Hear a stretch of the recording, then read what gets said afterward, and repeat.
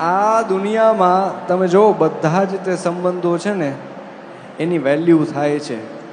મા માટે થઈને ગીતો લખાય છે, ભાઈ બહેન ઉપર ગીતો લખાય છે, પણ એક જ આ જગતમાં પિતા એવું પાત્ર છે કે જેના કોઈ દિવસ બહુ વખાણ કરતા જ નથી કોઈ.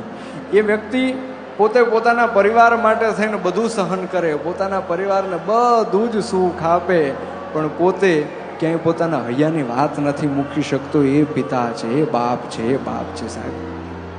જેની છત્ર છાયામાં પરિવાર છે એ શાંતિ અનુભવે, સુખ અનુભવે, એ પિતાની વાત કરવી છે. ત્યારે બાપ દીકરીના સંબંધની મારે વાત કરવી છે. અમારા નગીનદાસ સંઘવીએ, સાહિત્યકારે બહુ સરસ વાત કરી.